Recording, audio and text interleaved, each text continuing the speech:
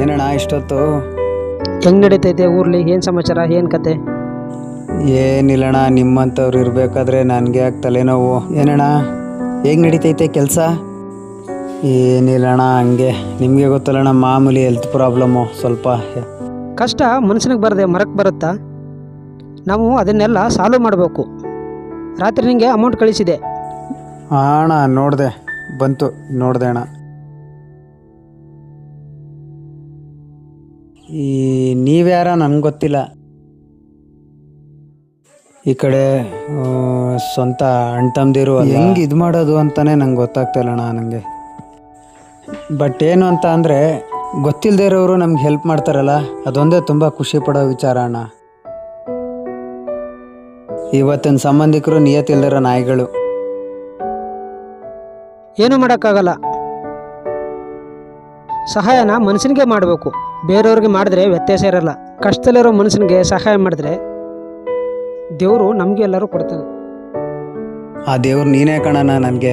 ಆ ಥರದ್ದೇನೂ ಇಲ್ಲ. ಬ್ರಹ್ಮ ಮೇಲಿರ್ತಾನೆ, ಏನು ಸಹಾಯ ಮಾಡಬೇಕು ಅಂತ ಇರ್ತಾನೆ, ಅದನ್ನು ತೋರಿಸ್ತಾ ಇರ್ತಾನೆ. ಇನ್ನೇನಣ್ಣ ಸಮಾಚಾರ? ಏನು ಗೊತ್ತಾ, ನಾವು ದುಡಿದಿರೋದನ್ನೆಲ್ಲ ನಾವೇ ಇಟ್ಕೊಬಿಟ್ರೆ ಏನು ಪ್ರಯೋಜನ? 4 ಜನಕ್ಕೆ ಸಹಾಯ ಮಾಡಬೇಕು, ಅವಾಗಲೇ ಸಾರ್ಥಕ ಆಗೋದು. ದುಡಿದಿರೋದನ್ನೆಲ್ಲ ನಾವೇ ಇಟ್ಕೊಬಿಟ್ರೆ ಏನೂ ಪ್ರಯೋಜನ ಇಲ್ಲ. ಅದಕ್ಕೆ 4 ಜನಕ್ಕೆ ಸಹಾಯ ಮಾಡಬೇಕು ಅನ್ನೋದೇ ನನ್ನ ಉದ್ದೇಶ. ನಿಮ್ಮಂಥವ್ರು ಇರೋದಕ್ಕೆ ನಮ್ಮಂಥವ್ರು ಇರೋದು ಅಣ್ಣ. ಹೌದು. ಈಗಿನ ಸಮಾಜದಲ್ಲಿ ಹೇಗೆ ಅಂದರೆ, ಸತ್ತಾಗ ಯಾರೂ ಏನೂ ಎತ್ಕೋಗಲ್ಲ. 6 ಅಡಿ 3 ಅಡಿ ಜಾಗ ಅಷ್ಟೇನೆ, ಸ್ವಂತದ್ದು ಅನ್ನೋದು ಅದೊಂದೇನೆ, ಬೇರೆ ಇನ್ನೇನಿಲ್ವಲ್ಲ. ಅದೇ ದೊಡ್ಡವ್ರು ಹೇಳಿಲ್ವಾ, ದೇವನೊಬ್ಬ ನಾಮಲವು ಅಂತ. ಏನು ಮಾಡೋಕ್ಕಾಗಲ್ಲಣ್ಣ ಇವೆಲ್ಲ. ಹೌದು, ಬಣ್ಣದ ಜಗತ್ತು ಇವೆಲ್ಲ. ಅವತ್ತಿನ ದಿನದಲ್ಲಿ ನಾನು ನಿನಗಿಂತನೂ ತುಂಬ ಕಷ್ಟದಲ್ಲೇ ಇದ್ದೆ. ಹೆಂಗೋ ನಾನು ಅಲ್ಲಿ ಇಲ್ಲಿ ಕೆಲಸ ಮಾಡಿಕೊಂಡು 4 ಕಾಸನ್ನ ಸಂಪಾದನೆ ಮಾಡಿಕೊಂಡು ಅಷ್ಟು ಇಷ್ಟನ್ನ ಮಡಿಕೊಂಡು ನಾನು ಕೂಡ ಬೇರೆಯವ್ರಿಗೂ ಕೂಡ ಸಹಾಯ ಮಾಡ್ತಾಯಿದ್ದೀನಿ. ಏಕೆ ಅಂದರೆ ಸತ್ತಾಗ ಏನೂ ಎತ್ಕೋಗಲ್ಲ, ಇರೋ ಬರೋ ಬಟ್ಟೆ ಎಲ್ಲ ಬಿಚ್ಚಾಕಿರ್ತಾರೆ.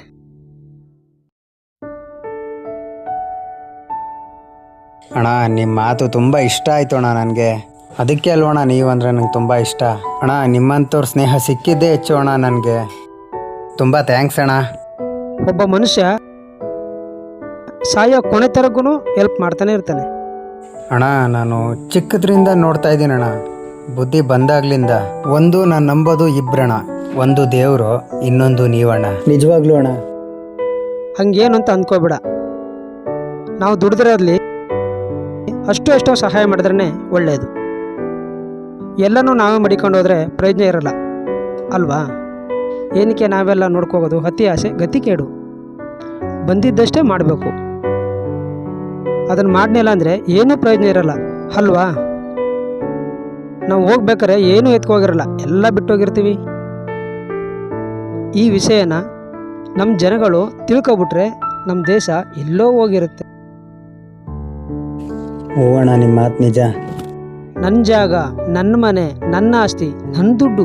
ನಮ್ಮ ದೇಶದಲ್ಲಿ ಜನ ಇದನ್ನೇ ಕಲ್ತ್ಕೊಂಡು ಸಾಯ್ತಾ ಇದ್ರೆ ಹೊರತು ಏನು ಬೇಕು ಏನು ಬೇಡ, ನಿಜ ತಾನೆ, ಏನು ಬೇಕು ಏನು ಬೇಡ ಅನ್ನೋದನ್ನ ನಮ್ಮ ದೇಶ ತಿಳ್ಕೊಬಿಟ್ರೆ ನಮ್ಗೆ ಏನು ಮಾಡಿದ್ದೀವಿ, ಯಾಕೆ ಮಾಡಿದ್ದೀವಿ.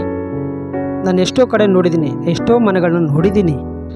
ಈ ಜನ ಬರೀ ಜಗಳ ಎಲ್ಲ ಥರದಲ್ಲೂ ನಡೀತಾನೆ ಇರ್ತದೆ.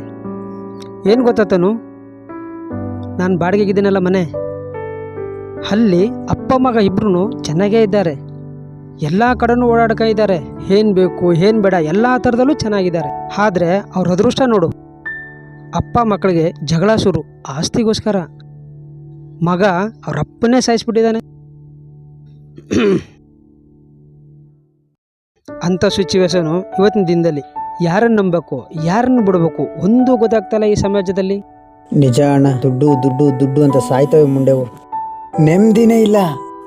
ಈಗ ನಿಜ ಹೇಳಬೇಕು ಅಂದರೆ, ಆಗಿನ ಕಾಲದಲ್ಲಿ ನೆಮ್ಮದಿ ಇತ್ತು, ದುಡ್ಡಿರಲಿಲ್ಲ. ಈಗ ದುಡ್ಡದೆ, ನೆಮ್ಮದಿ ಇಲ್ಲ. ಕಾಲ ಹೋಗ್ತಾ ಹೋಗ್ತಾ ಹೆಂಗೆಂಗೋ ದಾರಿಗೆ ಹೋಗ್ತಾ ಐತೆ.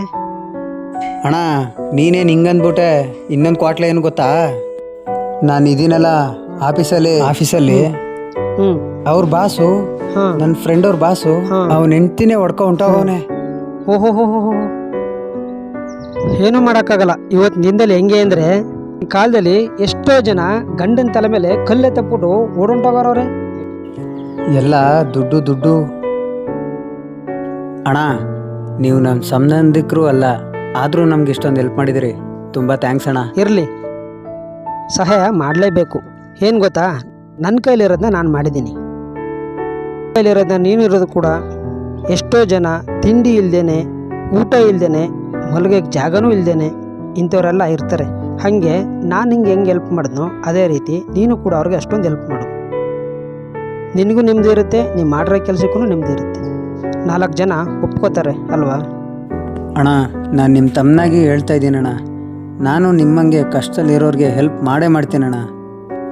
ಹಸ್ತವ್ರಿಗೆ ಅನ್ನ ಹಾಕ್ತೀನಣ್ಣ. ಕಷ್ಟದಲ್ಲಿರೋರಿಗೆ ಸಹಾಯ ಮಾಡೇ ಮಾಡ್ತೀನಣ್ಣ. ಅದಕ್ಕೆಲ್ಲ ಕಾರಣ ನೀವೇ ಅಣ್ಣ. ಹೌದು, ದೇವರು ನನಗೊಂದು ದಾರಿ ತೋರಿಸ್ತಾನೆ, ನಿನಗೊಂದು ದಾರಿ ತೋರಿಸ್ತಾನೆ. ಅದನ್ನು ಯಾವುದೇ ಕಾರಣಕ್ಕೂ ಕೆಟ್ಟ ರೀತಿಯಲ್ಲಿ ಉಪಯೋಗಿಸ್ಕೋಬಾರ್ದು.